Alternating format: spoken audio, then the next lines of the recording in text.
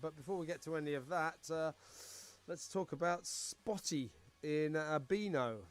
Even I grew up with Spotty in the Bash Street Kids, you know, Plug and all that. Spotty, Fatty. Fatty's already been changed to Freddy. And now Spotty, who's been known as Spotty for 67 years, he's like Peter Pan. He's like the Peter Pan of acne. He's been Spotty for 67 years. He's suddenly changed his name to Scotty, presumably because that doesn't spot shame him. Just drives you nuts, doesn't it, this stuff? Let's talk to, from the Young Voices UK organisation, political commentator Connor Tomlinson. He's also a big fan of comic books, so he's just the man to talk to. Hi, Connor. Good evening, Kevin. We're on the countdown, so Merry Christmas. I'm clearly more in the spirit than you at the moment. Oh, yeah. Happy Christmas and all that, yeah. Spotty has become Scotty. The dialogue goes like this. One of his friends picks up on his... It turns out that his full name is James Scott Cameron. I mean, none of us knew this, because he was always called Spotty. That was always known. One of his friends picks up on his middle name and declares, "Wait, your middle name is Scott. I think I've got it. We should call you Scotty." Spotty then says, "Yeah, I like that." Another friend says, "It suits you." Well, I'll tell you something else that suits him, because he's still got a really spotty face. Spotty. That still suits him. Why don't they carry on calling him that? What's what we call in comics a retcon, the retroactive changing of continuity, because either the writers or editors have a mandate, often political, to go back and trample on the legacy of what came before. And it's quite ironic that his full name is James Scott Cameron, because much like a James Cameron film, this change is going down like the Titanic. It's the same thing that happened before, early in the year, with changing it to Fatty, because they didn't want to offend fat children. Well, I know what's more dangerous to children's health than mean names, being fat. And hopefully, much like the woeful wokery and his acne, the readership will grow out of being offended. And unfortunately for the Beano, it looks like the readership's growing out of actually reading it, because sales are not that excellent as across most of the comic world. Though it's very strange actually what the animus behind doing this change was. One of the Beano heads said, "It's important that our readers see themselves and their lives reflected in our comics." Well, number one, if you're selling to teenagers, they're likely going to be spotty, and judging by the demographics of the UK at the moment, they're likely going to be quite fat kids as well. But why is it that we've got this representation mantra so dogmatically obsessive in all aspects of culture? I was perfectly happy to read the Beano when I was a kid and getting all the annuals from charity shops and that. I wasn't spotty at like below 10 and that. I've never been fat in my life, and I had no problem reading the Bash Street Kids. Yeah, I mean, we know what's going on here. It's wokery, isn't it? It's like, you know, don't call kids nasty names, don't fat shame them, don't spot shame them. But by woking up the Beano, they're losing something. The whole thing about the Bash Street Kids, where they were a bunch of naughty, impish kids who got up to no good and actually demonstrated that kind of innate streak of cruelty that children have as well. That was the whole funny thing about it. So by changing Fatty to Freddy and Spotty to Scotty, they've lost one of the strains of humour, haven't they? Well, I can't wait to see what other retcons are down the pike. I mean, I'm sure Roger the Dodger will cut off his Todger and come out as trans very soon. That'll be really entertaining. Well, I think, as we spoke about with Superman a little while ago, that the comics' obsession with suddenly representing their readership, I think there's a pretty pernicious doctrine behind all this. And let me go through it and you can see if I'm right. Okay.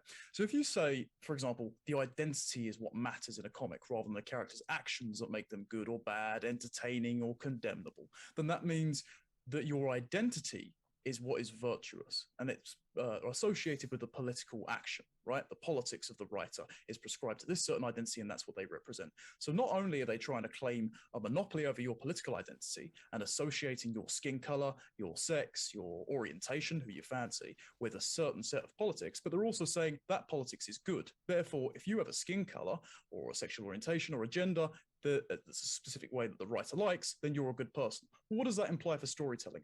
That means, for example, if you're straight, white, and male, you're automatically the villain. So we shouldn't be balkanizing society into Supermans and Lex Luthors, or Bash Street Kids and the teachers that they always want to screw up by having their identities be a certain approved set. We should instead be judging characters based on their actions. But That's not what's happening. And they're selling these comics to kids. And if they keep going down this road, they're going to be selling a particular brand of politics to kids who are reading these comics without their parents' supervision. Yeah, how many? I mean, did you say that Beano's circulation is at an all-time low? Well, they're boasting apparently that they've had a recent sales boost in the last couple of years. But then before that, like much of the American comics industry, the superhero comics and all that, their sales are in the total toilet. Whereas Japanese comics, who aren't obsessed with this woke nonsense, funnily enough, are selling gangbusters. Apparently, one manga last year outsold the entire American comics market. Because the American comics are all up to that. You and I have talked about that before, haven't we? What is it? Superman's coming out as bi or gay or something. And he's going on a climate strike for his school, apparently, despite the fact that, one of his powers is frost breath, so he could fly up to the Arctic and refreeze all of the caps if he wanted. But no, he's going to get on the placards and go on the picket line with his boyfriend. Sorry. Why would they think that makes for good reading? It's just boring, isn't it? You should see the cover. It's actually embarrassing. And the art is also taken a massive toll, because the funny thing is, Marvel actually, not DC, who've published Superman, but Marvel, who's doing these gangbuster films, they had this diversity initiative called New Marvel, where Iron Man was replaced by a black female, etc.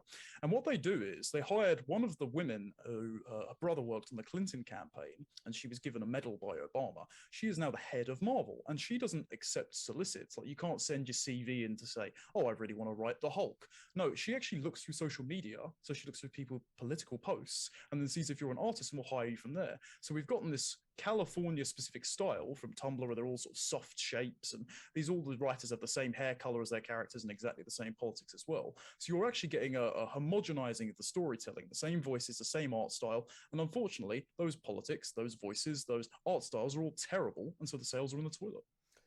I mean, when you go back to the Beano and Spotty, sorry, Scotty as he now is, Fatty turning Must not offend them, of course. Freddy. Yeah. I mean, this is adults making decisions about what they think children should be reading, isn't it? And it won't affect the fact that people will still be called names in school. I mean, kids can be cruel, as you said. They will pick on difference when they see it. And unfortunately, some kids will really suffer from that. But changing what they read, especially most of them don't read the Beano. They're now reading social media instead. They're all going on TikTok, etc., where there is an open field for mockery and excoriation comedy.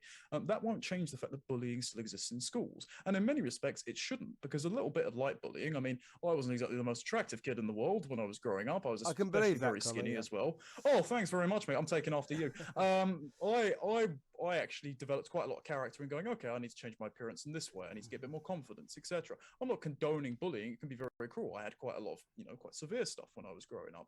But some of it in small doses, especially banter among male colleagues that is being stamped out as bullying unilaterally, that's actually a very healthy thing. That's what the Bash Street kids do. They still rib each other all the time, and they're still good mates. And even though they're eternally adolescent, that's a sort of camaraderie we want to see among young boys in school. Yeah, Michael Sterling, the head of Beano Studios, said James Scott's Cameron, a.k.a. Spotty from the Bash Street Kids, is now simply Scotty. And Sterling went on to say, as Scotty said to his classmates, there's more to him than his physical characteristics. And that's true for any child. I mean, this is where great humour comes from, doesn't it? That kind of discourse. I mean, talk about dreary. Well, it's where great humour goes to die. As well, there's literally nothing more to him than his physical characteristics, because he's a 2D comic book character. But I do like as well how this continues the trend of people who have had the torch passed to them, so to speak, for a successful property that people have read to years. They've inherited the legacy. If it weren't for the people that were drawing, writing, and paying for these comics, they wouldn't have a job.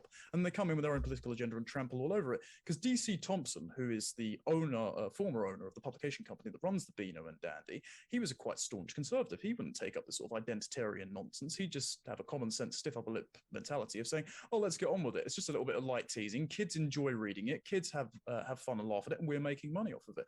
I don't see why we shouldn't be publishing this stuff. But instead, the new sensitivities of the new era of university-educated people are coming in and trampling all over it. And now I'd like to know what else they're changing the name. Are they going to change the name of the Dandy because it's a offensive slur, or they're going to change the name of the Beano because it sounds like an offensive slur against Mexican people? I don't know where this ends, and it's quite ridiculous, and it's definitely not in the spirit of the comics that I read growing up. Dennis, the pleasant child that doesn't cause any problems, kind of thing. Yeah, I guarantee Minnie the Minx is going to have her name changed for being for slut shaming. Yeah, will be soon. I guess so. Listen, lovely hat, Connor. Thank you for all your help throughout the year. Maybe we'll see you before the end of this Christmas week. Thank Kevin. Seriously, I would like to say thank you very much for giving me a chance, because I first appeared in your show in August, and since then everything's gone very differently from me. So without you, I wouldn't be here at all. Well, you're always a welcome guest on this show, mate, and I hope to see you before the big day. Maybe come in for a drink. All right, Connor Tomlinson there from Young Voices UK.